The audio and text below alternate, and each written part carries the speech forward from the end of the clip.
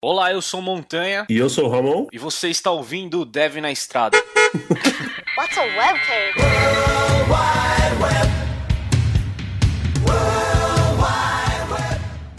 E antes de começar o cast de hoje, eu queria agradecer a todos que apoiam financeiramente o Dev na Estrada. Se você está procurando emprego na área de TI, entre em contratado.me. Lá você vai achar o seu novo emprego nas melhores empresas, é grátis, é 100% online. Entre lá em contratado.me. Se você está procurando um coach para a sua carreira e recrutamento na área de TI e marketing fora do Brasil, ou mais especificamente no Canadá, entre em vanhack.com, fale lá com o William, que ele vai ajudar muito você a conseguir o seu tão sonhado emprego fora do Brasil. E se você está buscando se especializar mais, entre em alura.com.br, lá tem cursos online de programação, design, mobile e muito mais. Alura.com.br.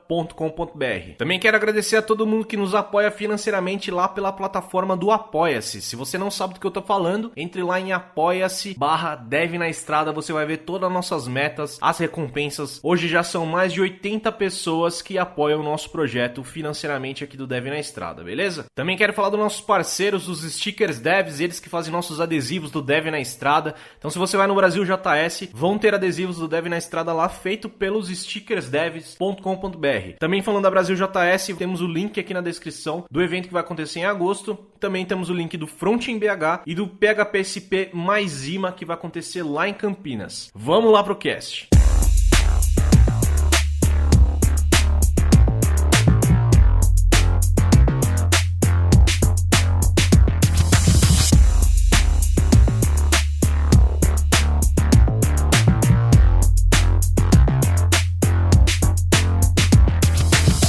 Sejam bem-vindos a mais um Dev na Estrada. Eu sou Montanha e tô aqui com o Ramon. Fala aí, galera. E o nosso convidado de hoje, Bruno Borges. Olá, galera, tudo bem? Beleza? Aqui é Bruno Borges, Java Developer e direto dos Estados Unidos, Conexão Brasil-Estados Unidos.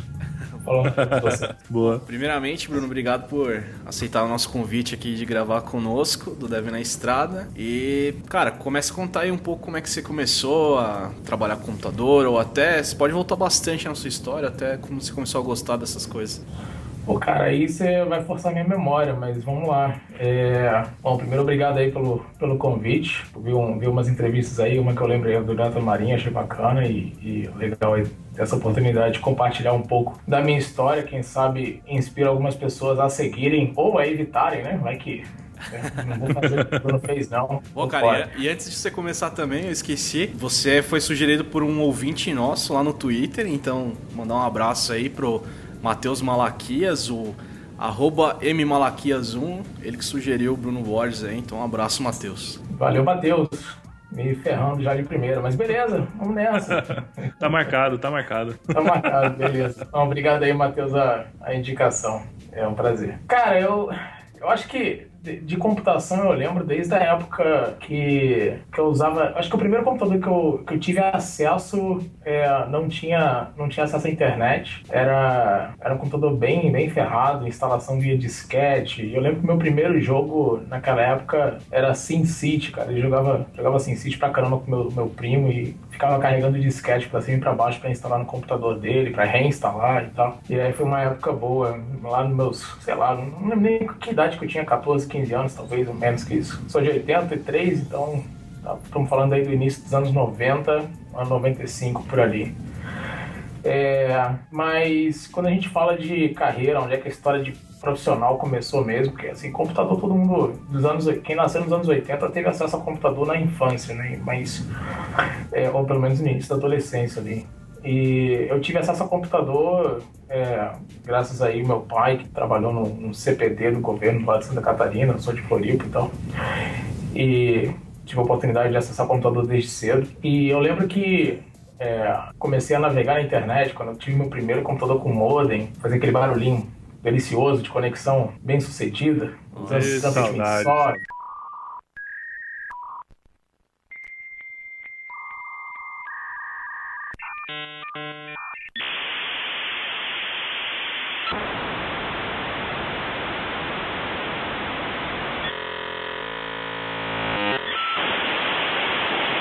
Era o som da vitória. Som da vitória. Só faltava uma bandeirada, né? Com a Ayrton Senna aparecendo assim, tá, pá, pá. E aí eu fazia, acessava a internet, porra, minha primeira página, assim, Netscape, acessando a internet, caramba, massa pra caramba. E aí, segunda coisa que a gente acessa na internet, depois que a gente vê a paginazinha do Netscape e tal, naquela época, pelo menos pra mim, foi o chat do UOL, né? Quem não fez chat do UOL naquela época? Mas o meu chat mesmo, eu fazia muito acesso a Mirk, né? Os canais de IRC na época. E engraçado, programação o mesmo. O primeiro cheque de programador já foi, ó, IRC, pá, cheque. Ainda hoje, muita gente usa IRC, né? Muitos desenvolvedores usam IRC, mas naquela época era febre como serviço de chat da molecada, né? Hoje é Snapchat, Twitter, Facebook, WhatsApp.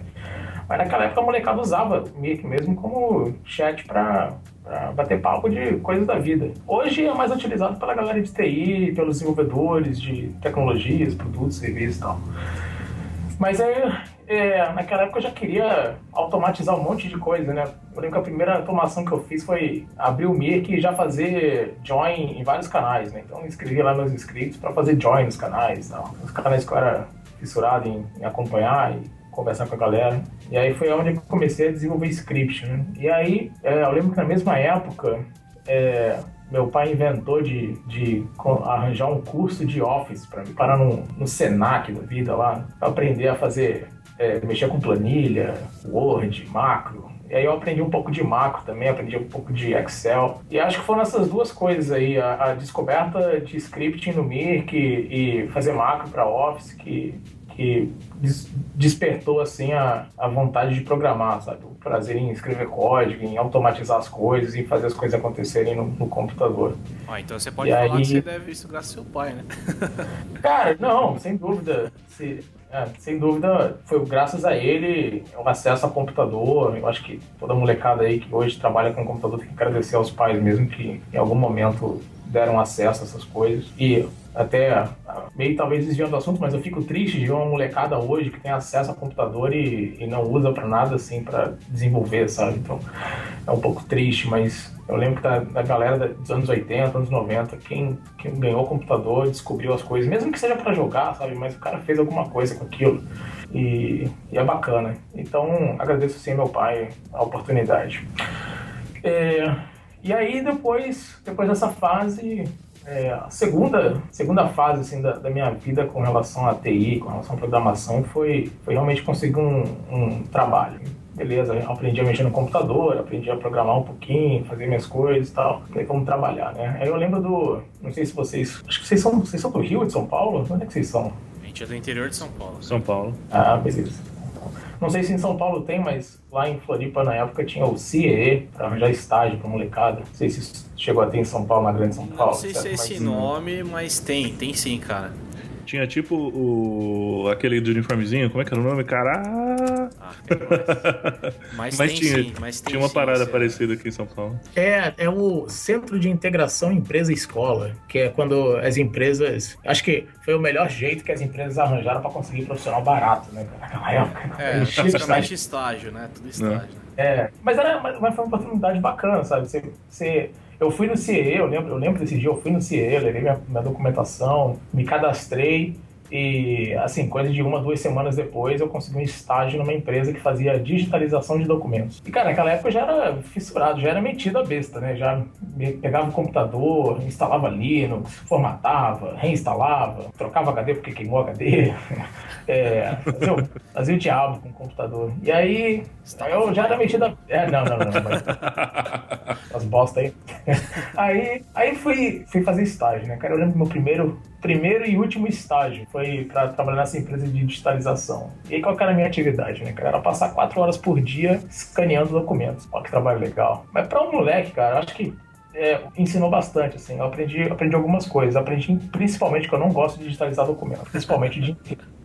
Mas você aprende algumas coisas. Quando você é moleque, você tem que tomar essas porradas na cabeça, sabe? Eu lembro que, pra facilitar meu trabalho naquela época, eu tentava fazer eu tentei fazer uma macro que quando escaneava o documento, eu já salvava o documento e já arquivava, porque o software que era utilizado naquela época, você tinha que ir com o mouse, manualmente, escanear o documento e salvar com algum nome, e aí tinha que digitar, era uma chata. Eu queria automatizar o processo para toda vez que passar pelo scanner, já salvava o documento com um nome randômico, né, que depois eu ia fazer um outro script para renomear os documentos, mas sei lá, já salvava o documento e já abria outro para a próxima página. E aí o processo era todo manual, era muito chato. Aí eu fui tentar mexer no computador, fiz um monte de configuração lá que desconfigurou o scanner inteiro, parou de funcionar, e aí o cara chegou para mim, pô, o que você tentou fazer aí? Pô, eu tentei automatizar meu processo aí, mas você ferrou com o scanner. Depois, desculpa. Aí foi aonde eu aprendi a ser demitido. Olha aí. Então saí fora. Meu primeiro estágio já foi bom, né? Já comecei tentando automatizar as coisas e me ferrei. Mas beleza, é bom tomar uma porrada pequena assim quando você é moleque do que tomar uma porrada grande na vida depois, com família e filho, é mais complicado. Então foi bom aprender e valeu a pena. A lição estava aprendida lá nesse estágio. Mas aí acabou essa minha vida de estágio. Eu lembro que eu fiquei acho que uns 3, 4 meses nesse estágio. E a parte mais chata dele era que eu era o único homem no grupo e as outras funcionárias naquela época era o Djavan, tava fazendo maior sucesso, elas ficavam o dia inteiro escutando Djavan na rádio, era um inferno, mas beleza. Aí, depois desse estágio, aí meu pai, né, a segunda etapa da participação do meu pai aí na minha carreira foi ele conversou com um amigo dele que estava desenvolvendo um software desktop em Java na época já, isso nos final dos anos 90, 99, 2000, por aí, acho que 2000. Falou, Bruno, vai trabalhar com esse meu amigo aqui e acho que você vai aprender Java. Aí fui lá e aprendi a fazer Java Desktop, Swing e tal. E aí eu pensei, puta, mas legal isso aqui, mas o cara precisa rodar esse aplicativo, esse desktop, só para consultar uma informação. Aí foi onde eu comecei a pesquisar e investigar e estudar servlet na época, fazer servidor, Java e tal. E aí, puta, cara, eu comecei, fiz o primeiro serviço web, né, naquela época. Implementei a página bonitinha, JSP com HTML, usava imagem, né? Não tinha CSS naquela época, usava imagem e definição de cor no HTML mesmo, pra ficar bonitinho. Ficou legal a página, ficou tão legal que o cara, meu pai, o dono desse projeto, ele colocou como feature do produto mesmo. A gente também oferece agora um servidor web para você consultar as informações. Olha, e aí foi e assim, tipo, eu fiz zoeira, sabe? Eu fiz para aprender e o negócio foi para frente. Foi legal. E aí deslanchei, cara, nessa parte de Java. Comecei a trabalhar com uma empresa depois, logo em seguida desse estágio onde eu aprendi Java. Foi bacana porque eu fui pago para aprender, né? Porque eu tava fazendo estágio, não sabia nada de Java e os caras lá iam me ensinando. Eu fui aprendendo e ainda era pago por isso. Show. E depois desenrolei um outro emprego mesmo, já em carteira assinada, bonitinho, numa empresa que fazia software jurídico. E aí a missão dessa empresa era justamente pegar a aplicação desktop que eles tinham em Delphi e fazer uma versão web. Então quando eu cheguei para trabalhar, já conhecia, já sabia Tomcat, já sabia JSP, Servlet, já sabia mexer no JUnit. JUnit não, desculpa, o JEdit. Não sei se vocês chegaram a trabalhar com Java, mas JEdit foi uma das primeiras IDEs feitas em Java para fazer projeto Java. Então, caramba, Inception. Não, era bizarro. Então foi uma das primeiras, assim. Eu não sei exatamente se foi a primeira, né? Mas foi uma das primeiras, assim, mainstream da época, IDEs. Então era um editor de texto, na verdade, só que ele suportava uma série de plugins. E aí a gente botava plugin do Tomcat, plugin de CVS, né? Não tinha nem Subversion na época, era CVS. E aí integrava um monte de coisa e aí a Gedit virava uma IDE bem maneira. Dava vários paus, né? Era um negócio bizarro, assim, um monte de plugin que conflitava com outro plugin, a versão não suportava, não sei o que. Então a gente gastava muito tempo resolvendo o problema de IDE, e pouco tempo realmente escrevendo código. Mas aí passou o tempo e tal. Mas foi uma oportunidade bacana também. Aprendi a mexer bastante coisa com sistema operacional, Linux, de novo. Comecei. Foi mais ou menos a época que eu mergulhei de cabeça em Linux como meu sistema operacional que eu utilizo. Até hoje eu uso Linux, com um desktop aqui. E pra gente ter uma noção de tempo, mais ou menos que época foi isso, cara? Esse aí foi já em 2002, aproximadamente 2003, que eu fiz esse sistema jurídico, a versão web dele, né? E aí, naquela época ali eu já era meio viciadinho em Linux também. Tava Cara, o que eu já... seus 20 anos, mais ou menos? 18? Por aí. 83, anos de 83. Então 2003 era 20 anos. Isso faz tempo. E aí eu lembro que eu já reinstalei de Linux, cara, de formatar e reconfigurar o kernel. Eu lembro que naquela época eu tinha mania de instalar Linux no meu computador, mas assim, do zero, literalmente compilando o kernel no computador. Chega uma atualização. Cara? Então, naquela época era legal. Hoje eu quero que essa porra se exploda, sabe? Tipo, bota aqui pra funcionar e acabou, sabe? Deixa eu fazer minhas coisas. Mas naquela época era legal, cara. Pô, você falava assim, caraca, eu tô recompilando o kernel, cara. Olha como louco isso. Minha placa de vídeo não funciona tem 3 semanas, mas eu tô aqui compilando o kernel, sabe? Eu tô aqui, compilou 250 drivers, nenhum funcionou. Não, e exatamente isso que acontecia. Eu botava pra recompilar o kernel, e olha que louco, eu esquecia de de selecionar um módulo da placa de vídeo. Aí toda vez, tipo, umas 3 vezes seguidas, cara, uma atrás da outra, eu ia lá, reconfigurava, selecionava os módulos que eu queria, recompilava o kernel, 2, 3 horas depois estava recompilado, botava a máquina, pô, não tem ambiente gráfico porque o módulo X não foi encontrado. Recompilação. E aí foi assim, eu usava Slackware naquela época, usava muito Slackware. Nossa, era roots, então. Era bem roots, cara. Só não era mais roots que o Arch Linux. Acho que era o Arch Linux, sei lá. Arch Linux. Um outro aí que era mais roots ainda. O Slackware é tipo um nível acima do Linux root, sabe? Bem raw, assim. Mas ainda assim era bem complicado. Aí eu lembro que experimentei alguns outros Linux na época. Qual que era aquele Linux brasileiro que foi lançado com base no... Kurumin? Não, um outro ainda. O Kurumin era... não vou lembrar. Só com C. Eu lembro que eu cheguei a instalar esse outro Linux aí, tinha um Linux desktop todo bonito, mas aí dava muito pau também. Aí eu voltei pro Slackware. Não sei se vocês chegaram a usar, mas eu usei muito BitX para acessar a Mirk na época também, o rede de IRC, né? E acessava via terminal. E aí minha mãe chegava, olhava no meu computador, Bruno, o que você está fazendo? Eu falei, não, mas tô entrando aqui no sistema da Celeste, aqui, que é a empresa de luz aqui, pra mudar nossa conta e tal. E ela, você é maluco, sai daí, não sei o quê. Era um monte de letrinha louca, colorida, tudo no terminal, eu olhava pra aquilo, não entendia porra nenhuma. Sipping morning coffee with that Java swirl. Born to code, my first words were hello world. E aí em 2003 foi isso, 2004, 2005. 2005 foi uma época que eu tava numa empresa, era uma multinacional lá em Floripa. Eles abriram um escritório lá, chamada EDS, e essa empresa era uma empresa de serviço, né? Ela foi, alguns anos atrás, ela foi vendida para a HP e foi uma das poucas multinacionais de software que abriram assim o escritório em Floripa. E aí eu escolhi um emprego lá e foi uma experiência interessante, trabalhando numa multinacional com uma onda de contratação, assim. Eu participei de um processo seletivo que na mesma sala tinham 40 pessoas. E o mais louco foi que no dia seguinte que eu vim pro escritório trabalhar, as mesmas 40 pessoas estavam lá, todas contratadas, assim, sabe? Como se o processo seletivo foi assim, cara, a gente precisa de gente para amanhã, então faz o processo seletivo, mas contrata todo mundo, porque a gente precisa de gente. Então todo mundo ganha emprego.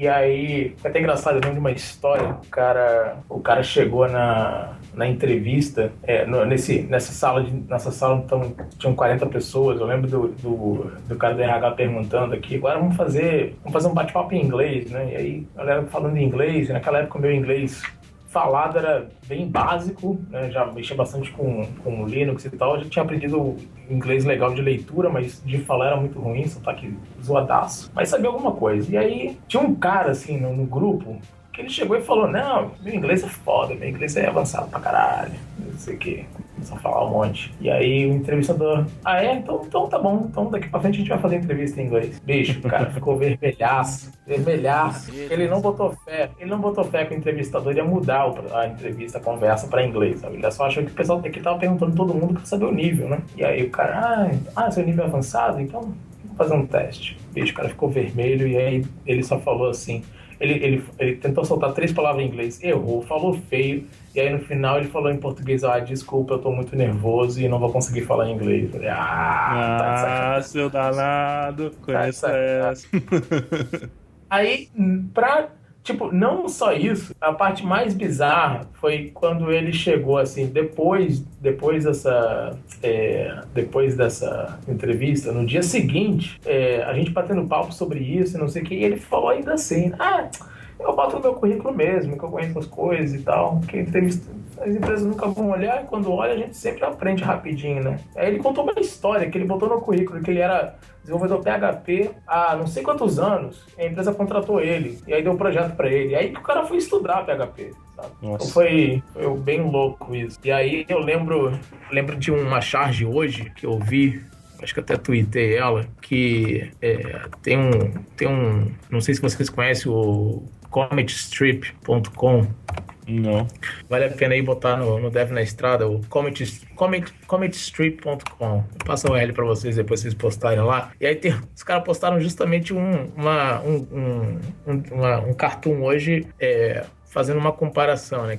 O cara fez um estudo e encontrou que bons desenvolvedores, a eficiência de um desenvolvedor ela é exponencial à medida que ele adquire conhecimento e experiência.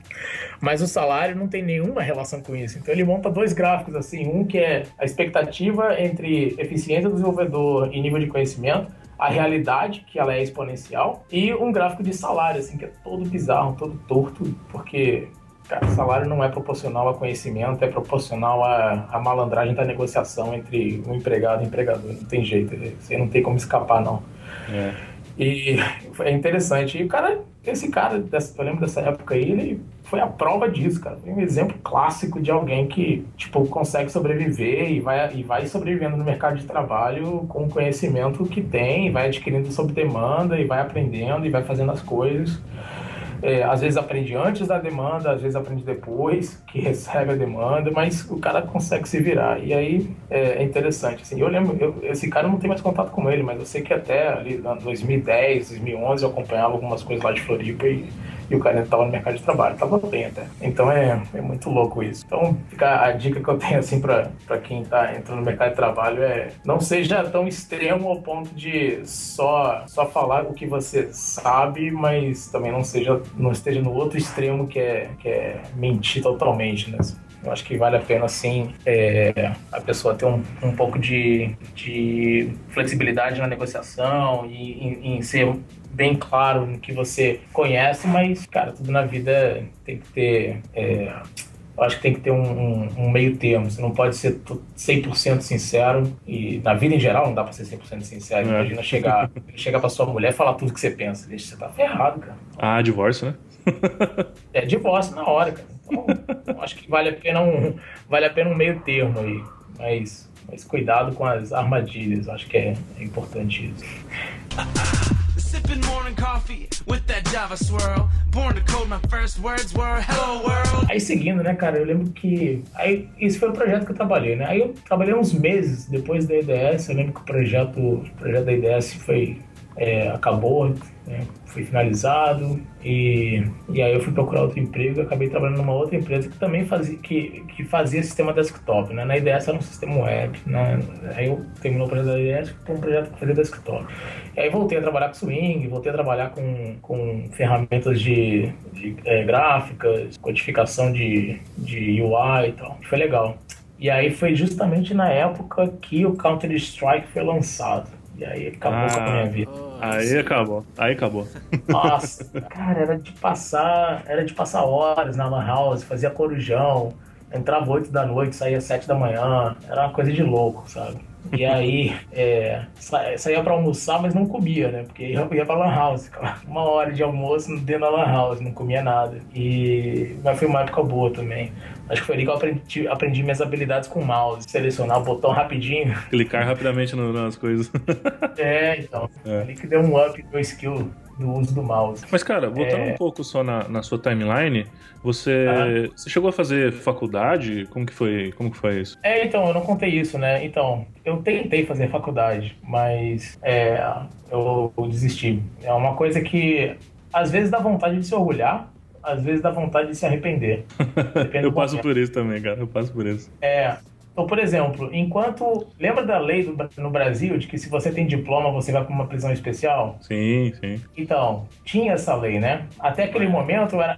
Então, até aquele momento eu era arrependido. Mas depois que derrubaram a lei, eu fiquei com orgulho. Porque assim, dane-se, né, cara? Se for uma prisão, todo mundo vai pro mesmo lugar agora. Então, tô nem aí. Mas não, eu tentei fazer faculdade. Eu apliquei para vestibular público, mas não passei, que eu era mó preguiçoso para estudar. Aí eu tentei uma faculdade privada, não passei de primeira. Eu falei, não, desculpa, não passei na pública de primeira, aí na privada eu passei de primeira, porque na privada é assim, né? Você paga, você entra. Aí... Derrubou o RG na porta, os caras já te põem pra dentro. Exatamente. Aí passei e fiz computação, ciência da computação, né? Aí eu tentei fazer lá 6 meses. Mas aí, cara, foram os piores 6 meses da minha vida, porque eu tinha que sair do escritório 5h30 da tarde, pegar ônibus exatamente, no máximo, às 6, para chegar na faculdade às 7, para a primeira aula às 7h15 da noite. E o ônibus era muito demorado, era 1 hora de ônibus e tal. Aí eu pensava assim, puta, cara, eu tô aqui. E na época o emprego que eu tinha pagava super bem, cara. E eu podia fazer hora extra. E se eu fizesse hora extra, os caras pagavam direitinho, sabe? Aí eu pensei comigo assim, puta, se eu vim pra faculdade, eu vou gastar lá meus 300, 400 reais por mês pra fazer essa faculdade que eu não tô aprendendo nada. O professor me ensinava Pascal, cara. Naquela época eu estava fazendo Java, tanto servidor quanto desktop. Aí o cara me ensinava Pascal. Eu falei, puta, cara, não tô aprendendo nada com isso. Aí eu lembro até de uma prova, que o cara fez uma prova e você tinha que escrever o algoritmo em Pascal. Aí eu falei pra ele, cara, posso escrever o algoritmo em Java? Porque eu sei a sintaxe, pode ser? Aí ele, não sei o quê. Eu falei, olha só, você quer testar a minha habilidade de escrever algoritmo ou você quer testar a minha habilidade de escrever código Pascal? Aí ele, realmente. E a classe dele era de algoritmo, não de Pascal. Então, assim, ele se ferrou, né? Aí eu escrevi em Java e ele avaliou e deu as notas lá. Beleza. Aí... Mas eu aprendi algumas coisas interessantes, cara. Por isso que vem um arrependimento às vezes, sabe? Eu aprendi coisas legais de matemática, álgebra booleana, aprendi a parte de computação em geral, história da computação. Eu lembro eu não cheguei a fazer cálculo 1, lógico, mas teve uma outra. Probabilidade estatística? Não. Eu tô fora da estatística. Eu tô totalmente fora da estatística. Quer dizer, tô na estatística de pessoas que não fizeram faculdade. Eu não lembro agora. Teve aula de ética na informática. Essa foi complicado, porque era numa sexta-feira, às 9h30 da noite, era a última aula, e volta e meia eu ia pro bar. Porque, padrão, né? Ética na informática, sei lá. O professor era meio louco, assim, também. Falava de ética de um jeito muito bizarro. Você estava falando, que a gente estava indo lá para 2004, 2005, você voltou a fazer software desktop, foi isso? Eu voltei a fazer, eu fiz um projetinho rápido. Era um software de gerência de projeto. Era um software desktop de gerência de projeto. E aí ele tinha Gantt, tinha gráfico Gantt, tinha desenho de casos de uso UML. Naquela época o UML era muito forte. Tinha desenho de atividades, né? Projeto, a ordem de atividades, etc. Meio que gerência de projeto waterfall. Então foi um projeto legal, aprendi umas coisas legais. E aí, conectando um pouco, né, o fato de fazer a aplicação desktop força muito você a trabalhar com matemática. Quando você faz gráficos, quando você faz visualização mesmo, você mexe bastante com matemática. Então, volta e meia eu caçava o livro que eu tinha lá de álgebra para fazer cálculo e botar dentro do programa para fazer a UI bonitinha. Então, essa parte que eu me arrependo assim, da faculdade, que eu poderia ter aprendido talvez uns conceitos matemáticos bacanas para aplicar na computação. E quando alguém me pergunta, vale a pena fazer ciência da computação? Eu falo, cara, vale, mas se você achar que na sua carreira você não vai estar desenvolvendo essas coisas bizarras de UI ou game ou coisas assim, eu acho que até não precisa, mas vale a pena, não é um ensinamento que você desperdiça. Pode ser um ensinamento que você não utiliza na prática para todo sempre, mas acho que vale sim. Agora, se a pessoa tem uma oportunidade profissional e a faculdade acaba talvez até atrapalhando, cara, aí fica a critério. Eu optei, e é isso que eu estava falando, eu optei pela minha carreira profissional e não pela minha vida acadêmica. Então eu saí fora da faculdade, e aí ao invés de pagar a faculdade, eu ganhava hora extra, né? Porque eu ficava mais tempo no escritório e ganhava mais dinheiro. Então pra mim, foi a minha escolha. Né? E eu conheço Formado na vida. Formado na vida. Exatamente. Muito bem. Formado na vida. E eu conheço outras pessoas que têm a mesma história, sabe? E não tô nem falando de pessoas famosas, não, que a gente sabe que tem um monte de gente famosa que largou a vida, largou a faculdade pra empreender. Não falo nem deles, eu falo de pessoas normais mesmo, pessoas que eu tenho, amigos que eu tenho no Brasil e aqui nos Estados Unidos, até mesmo na Europa, que largaram a faculdade e falaram, bicho, quer saber? Dane-se, eu vou estudar sozinho, vou estudar do meu jeito, vou estudar quando eu precisar, quando a vida me mostrar desafios, eu vou lá, estudo e passo por cima dos desafios. Mas aí é de cada um, né, cara? Eu conheço gente que tem dificuldade em aprender sozinho as coisas. Precisa de alguém ali mostrando o caminho, sabe? Lê isso, lê aquilo, vai atrás disso, é assim que funciona, explicando e tal. E tem gente que não precisa, consegue ir atrás das coisas sozinho, com dedução, lógica, com observação, e vai sacando as coisas, vai entendendo à medida que vai lendo a respeito. E aí vai conectando os pontos, né?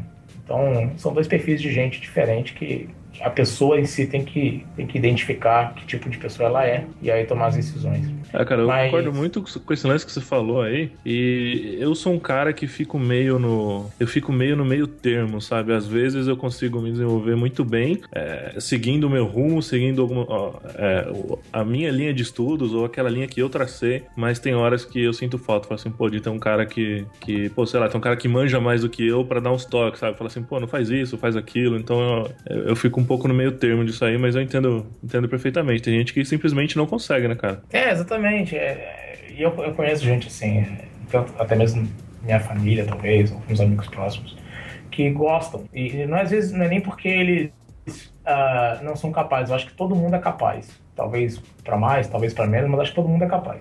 Mas é interesse mesmo, brio, sabe? Aquela coisa de querer descobrir as coisas sozinho. Aí vai de cada um, não tem jeito. Mas acho que se qualquer pessoa for atrás, sozinha, ela vai conseguir. Mas a motivação que ela tem para ir atrás sozinha é que depende mesmo da personalidade de cada um. Exatamente.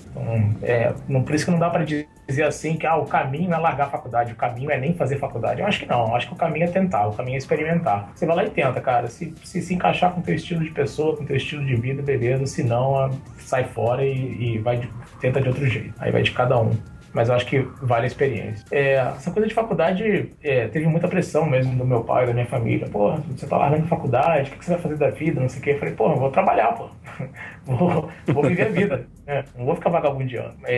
E sempre foi uma coisa. Aí, eventualmente, né, quando rolou a oportunidade de vir para os Estados Unidos, eu acho que foi quando finalmente, pelo menos o meu pai, assim, ou pelo menos alguns amigos, alguns familiares que sempre me insistiram, pô, você vai fazer faculdade, não sei o quê, pararam de falar sobre esse tema. Assim, ok, beleza, ele realmente não precisa de faculdade. Beleza, pô, obrigado, sabe? Chegou a hora, né? Finalmente, não preciso mais ouvir. Quando é que você vai fazer faculdade? Quando é que você vai fazer faculdade? E, cara, então, assim, Conta pra gente como que foi desde o começo desse processo, porque um dos lances que a gente tenta fazer aqui no podcast é tentar desmistificar um pouco esse tipo de situação, sabe? Porque eu acho que tem muita gente que acha, cara, que um dia você tava lá no seu trampo, trabalhando bonitinho, caiu um e-mail no seu inbox lá falando: ô Bruno, vem aqui com a gente vai te pagar $20 mil, você vem trabalhar aqui com a gente, e vai ser tudo lindo, mil maravilhas, tá aqui o visto e beleza, tá tudo certo, fechou? Então... Cara,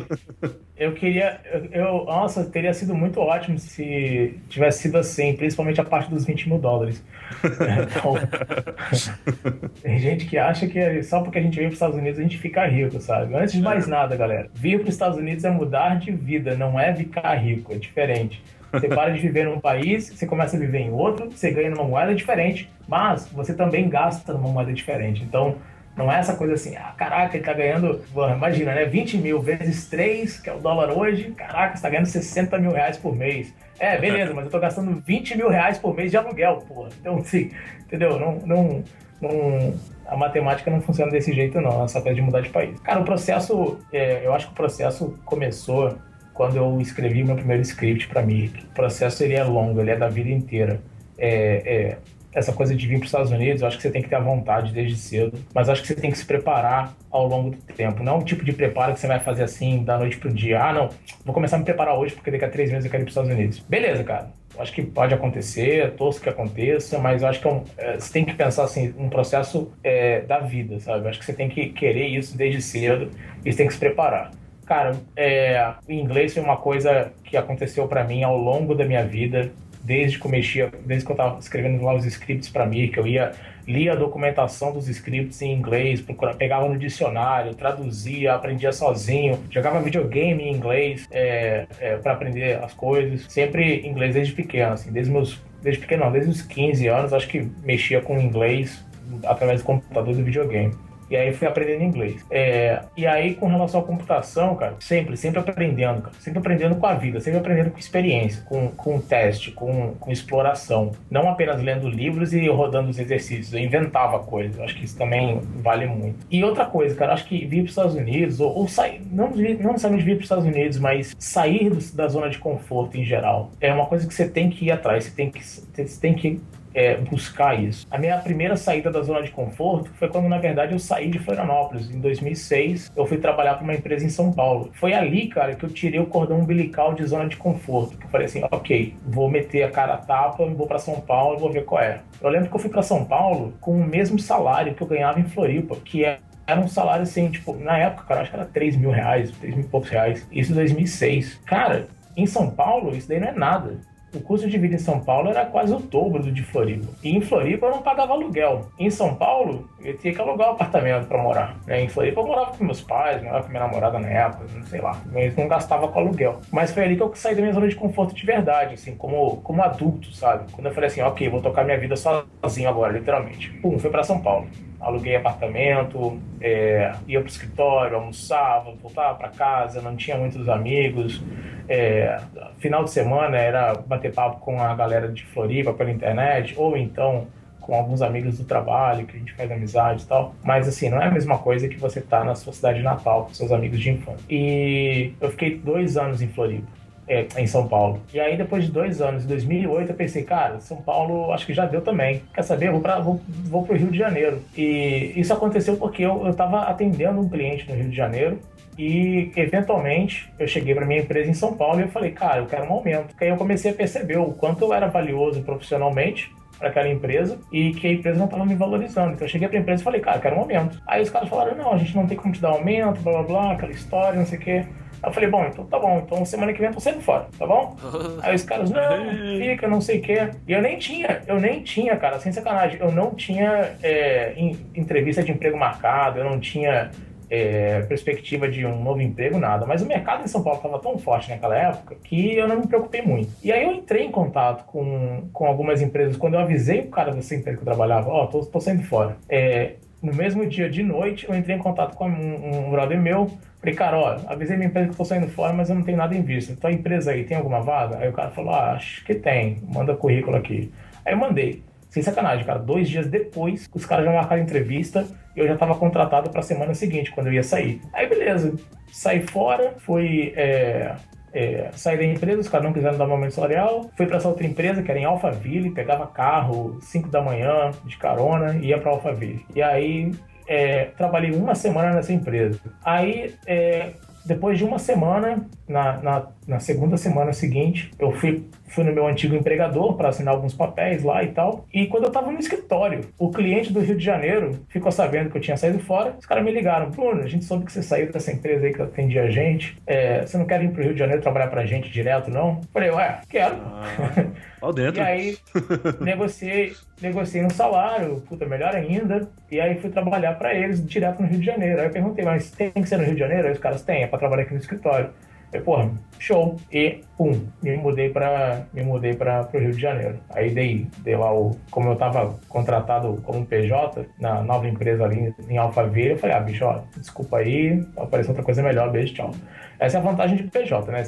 A empresa pode te demitir a hora que você quiser, mas você também pode se desconectar da empresa a hora que quiser, né? Exatamente. Então, os dois lados sabem muito bem como é que o contrato funciona. Então, beijo, tchau. E aí me mudei pro Rio de Janeiro. Cara, e aí Rio de Janeiro, trabalhando. E aí envolvimento com open source, envolvimento com comunidade, envolvimento com eventos, participando de projetos na internet, Fundação Apache. Cheguei a dar palestra na ApacheCon no Canadá, cheguei a dar palestra na ApacheCon também em Nova Orleans, nos Estados Unidos, nesse período. E aí chegou uma hora que eu falei assim, cara, eu tô cansado de trabalhar em empresas que desenvolvem software para dentro, né? Empresas que desenvolvem software só para consumo próprio. Tô a fim de trabalhar com uma empresa de produto, uma empresa que faz produto. E aí eu tinha um relacionamento com algumas pessoas da Oracle naquela época. E aí eu mandei uma mensagem, cara. Fui bem assim, bem cara de pau mesmo. Mandei mensagem. Cara, tô a fim de trabalhar com a Oracle. Tem alguma vaga aí? E isso eu mandei pra um gringo, tá? Mandei uma mensagem pra um gringo. Aí o gringo falou, cara, não sei, talvez. Entra aqui nesse site e procura vaga. Aí eu entrei no site, procurei vaga e tal. E encontrei uma vaga em São Paulo. Olha que louco. Encontrei uma vaga em São Paulo. Aí entrei em contato com um cara de São Paulo, processo PRH e tal, fui chamado para entrevista e fui contratado. 3 anos morando no Rio de Janeiro, no final desses 3 anos eu fui contratado pela Oracle Brasil para trabalhar em gerência de produto. E aí foi aonde a minha carreira deixou de ser 100% em desenvolvimento e começou a ser mais em gerência de produto, que é mais estratégico, é mais mercado, é mais vendas, é técnico, mas não é 100% ali full time escrevendo código, né? E aí eu pensei, cara, puta, isso daí vai fazer um shift, eu vou parar de escrever código, né? Vou escrever código por hobby. Deixa eu pensar, escrever código por hobby e ainda receber por isso? Show, aceitei. E aí fui para São Paulo, mudei de volta para São Paulo. E aí eu lembro que na minha entrevista de emprego na Oracle Brasil, eu tinha falado com o meu chefe na época assim, cara, qual que é o roadmap aí? Qual que é o plano? Ah, o plano é esse, a gente quer contratar alguém para fazer isso. Tal. Eu, pô, legal, cara, mas eu vou te falar, eu faço tudo isso que você quer, faço tudo que você precisa para esses próximos anos, mas eu tenho uma vontade de ir para os Estados Unidos e eu acho que a Oracle pode me ajudar. E ele falou, beleza, depois desses anos que você vai ajudar a fazer essas coisas aqui, eu te ajudo a você ir para os Estados Unidos. Então, eu acho que a lição aqui foi sempre deixar claro o que você quer, foi sempre dizer à frente, sempre dizer o mais rápido possível, o mais cedo possível, o que você quer para você mesmo, como é que você vai ajudar a empresa e como é que a empresa pode te ajudar depois desse processo. Ser bem transparente, né, cara? Bem transparente, cara. Assim, eu fui bem transparente todo esse processo, assim, desde lá de Floripa, deixando bem claro o que eu queria, por quê e tal. E aí, eu acho que além do conhecimento técnico sendo adquirido, o inglês evoluindo sempre aos poucos, eu acho que curso de inglês é bacana se a pessoa já chegou numa idade, puta, o cara tá com 30 anos e não manja de inglês. Cara, curso de inglês, eu acho que se você tem condições de pagar um professor full time, de segunda a sexta, faça, cara, porque em inglês tem que estar falando todo dia, tem que estar lendo todo dia, tem que estar escrevendo todo dia. Mas se você conseguir fazer isso já ao longo da sua vida, melhor, sabe? Porque daí você pega como um idioma natural. Se você pegar o inglês assim rápido demais, você vai aprender inglês, mas talvez você vai achar, você mesmo acha seu sotaque feio, você mesmo acha que não tá falando correto, aí começa a rolar aquele trauma, sabe? Agora, se você aprende isso ao longo da vida, é bem melhor. E aí foi mais ou menos um sorriso agora, você falando de inglês, porque veio o tópico do inglês e não foi ele que puxou. Ele tá sorrindo agora lá, certeza. A gente tem uma piadinha interna aqui que todo cast de entrevista eu falava, qual que é a importância do inglês, tá? Pro programador, pro desenvolvedor. E eu sempre pergunto isso porque é uma coisa que eu tô passando também, né? Eu tô estudando inglês bastante, eu deixei pra mais tarde, né, fazer isso. E tô sofrendo bastante agora, tô precisando bastante. Em algum momento da sua vida você viu que você deu um avanço, assim, no inglês, assim. Se você tava com aquele inglês intermediário, não sei, ou fazendo as coisas que você estava acostumado e em um certo momento você precisou dar um avanço, precisou dar um boost nele? Cara, eu falo inglês, assim, de falar mesmo, desde 2003, 2004. Eu lembro que eu tava na EDS e já conseguia me comunicar em inglês, sabe? Já conseguia desenrolar em inglês uma conversa. Não tinha fluência, não tinha um vocabulário, não tinha a gramática, mas, cara, conseguia me virar. Eu acho que a primeira lição que eu dou, assim, da galera que tá afim de mergulhar no inglês bicho, não tenha medo de errar, não tenha medo de falar errado, não tenha medo do sotaque, não tenha problema com o sotaque. Eu acho que, eventualmente, na vida, alguém pode zoar o seu sotaque, alguém pode te corrigir, assim, na rua, na frente de outra pessoa. Mas, cara, engole o choro, e bola pra frente. Eu acho que você não ganha nada ficando deprimido por causa disso. Muito pelo contrário, eu acho que você tem que aproveitar a lição e pensar assim, puta, legal, obrigado por me corrigir. Ou então assim, cara, legal, obrigado por me ensinar o sotaque correto dessa palavra, ou a pronúncia correta dessa palavra. E a segunda lição é tá sempre exercitando, sempre aprendendo coisa nova todo dia. Não deixar para aprender só no cursinho de inglês. De novo, o curso de inglês é bacana, vai ajudar a acelerar, mas se você ficar só no curso de inglês, você não vai gravar, você não vai realmente aprender. Eu lembro que eu fiz 2 cursos de inglês na minha vida. Um foi um curso de um dia no McDonald's, quando eu tinha 9 anos de idade. Eu lembro que meu pai me deixou lá, vamos lá fazer um cursinho de inglês. Aí eu aprendi o verbo to be e algumas coisas, como é que era refrigerante em inglês, né? Era só coisa do McDonald's, de comida. E meu segundo inglês, cara, meu segundo curso de inglês foi, na verdade, o curso de inglês da escola, sabe? Do segundo grau, assim, no colégio mesmo. Que o professor, ele vinha pra sala, era uma hora por semana, ou não, 2. Eram 2 aulas de 1 hora por semana no colégio para aprender inglês. E aí era bem besta, sabe? O professor era bem fraco, ele ensinava verbo to be praticamente o semestre inteiro. E vocabulário, ele basicamente pegava a letra de música e falava pra gente, lê essa letra aí e traduz ela e tal. Então, assim, foi bem fraco.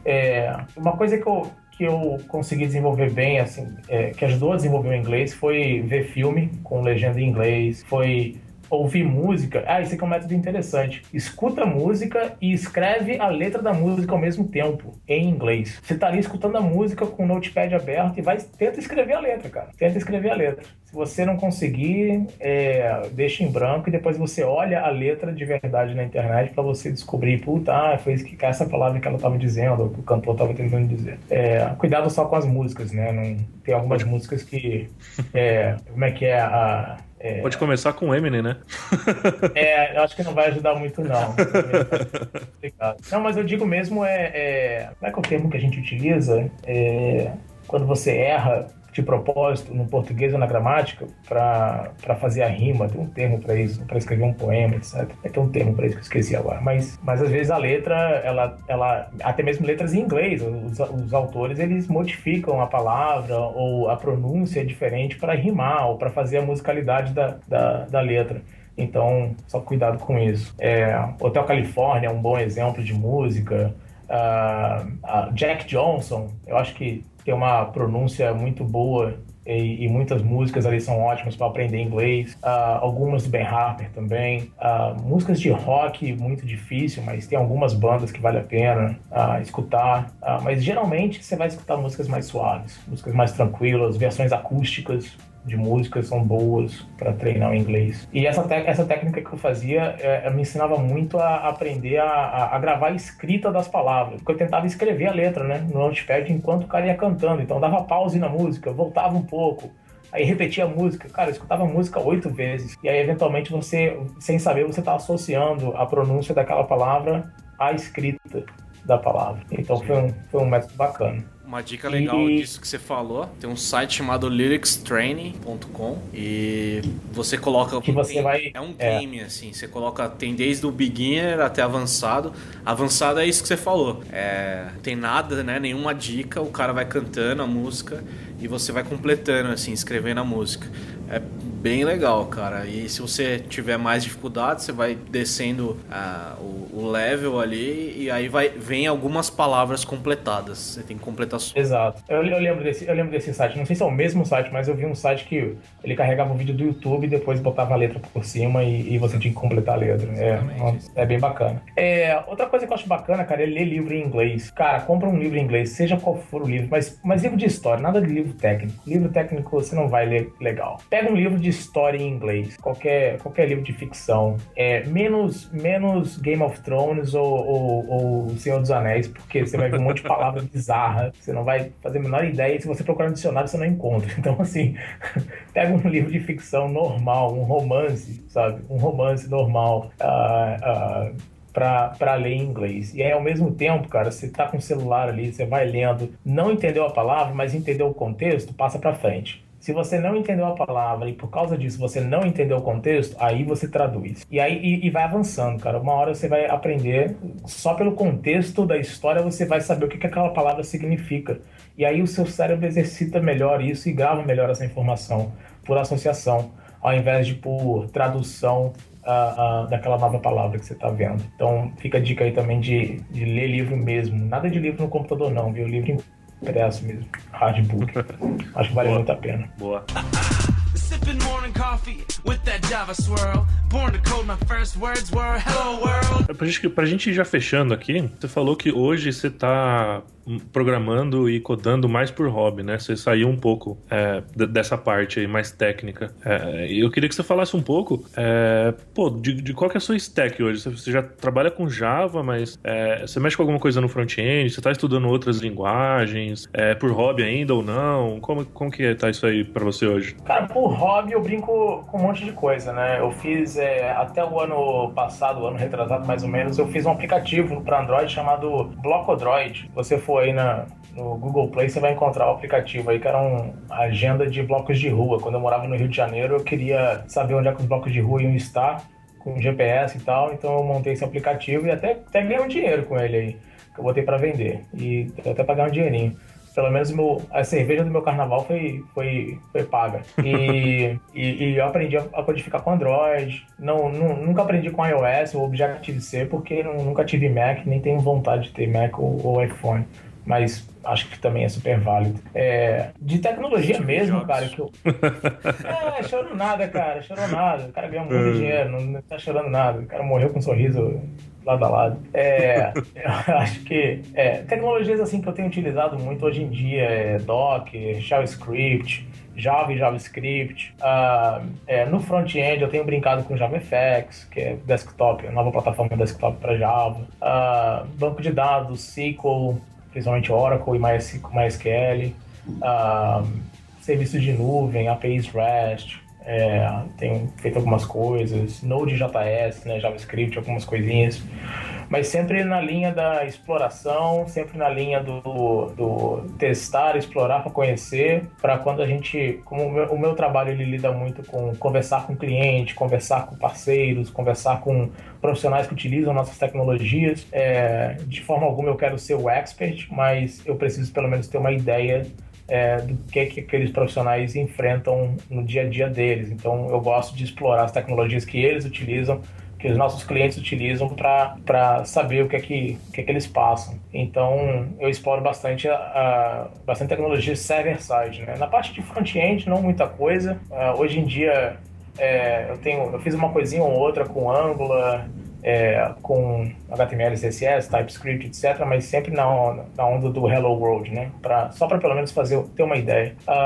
E eu acho que é mais para realmente saber, pelo menos ter uma ideia das tecnologias que os nossos clientes, desenvolvedores deles, utilizam para desenvolver soluções utilizando nossos produtos e para fluir uma conversa com eles, né? Eu acho que é sempre uma conversa que a gente tenta trazer para o cliente informação sobre os nossos produtos, sobre as tecnologias que a gente oferece, serviços na nuvem que a gente oferece. E é super válido quando você mostra para o cliente que você se preocupou e você gastou seu tempo para aprender, para conhecer as tecnologias que eles utilizam. E isso ajuda muito na conversa, ajuda muito no bate-papo. E expande a conversa, o cliente fica mais relaxado, o desenvolvedor ele fica mais receptivo e a conversa flui mais amigavelmente. Hoje o meu trabalho é mais nessa linha, né, de gerência de produto, de conversar sobre o produto, eventualmente eu vou em um evento, dou palestra sobre o que a gente tem para oferecer e sobre algumas tecnologias que a gente utiliza. O meu GitHub continua ativo com algumas coisas, principalmente de Java. Agora, recentemente, Docker também, Docker Containers. O GitHub da Oracle, github.com/Oracle, é uma coisa que eu toco alguns projetos lá dentro, principalmente o de Docker, Docker-Images, é um dos repositórios que eu mais mexo. que não é hobby, na verdade. O repositório de Docker da Oracle não é hobby, é trabalho mesmo. E eu escrevo lá os Docker Files, as receitas de instalação de produtos Oracle em Docker Containers. Então, quando eu falo hobby, eu falo que assim, existe uma parte do meu trabalho que eu preciso conhecer as tecnologias, eu não preciso ser o expert e eu também não preciso desenvolver projetos com data de entrega que nem os desenvolvedores geralmente fazem nas suas empresas e tal. Tem que o projeto, fase 1, fase 2, fase 3. Mas eu tenho que conhecer essas tecnologias. Então, quando eu falo hobby, eu falo mais a parte de estudo, né? Eu vou lá, estudo, conheço, me preparo para um próximo mês, para um próximo quarter, para falar sobre uma mensagem que a empresa tem, falar sobre, a gente está investindo nisso, agora a gente lançou um serviço na nuvem de Node.js e é assim que funciona. Aí eu vou lá, monto uma demonstração para apresentar num evento futuro. Então, quando eu falo hobby, eu digo mais que assim, não tem aquele compromisso de projeto, mas na verdade é trabalho, sim, faz parte das minhas atividades, conhecer essas tecnologias. Boa. Show de bola, cara. Então, queria agradecer de novo, cara, por você ter aceitado aqui pra gente gravar o Dev na Estrada. E é isso aí, cara. Muito obrigado mesmo. Valeu, cara. Foi bacana demais. Obrigado pela receptividade aí com a gente, cara. E foi bacana. Não, imagina, um prazer. Boa, então. Valeu, cara. Até mais. Valeu, gente. Valeu aí, pessoal. Um abraço. Até mais. Um abraço. Tchau, tchau.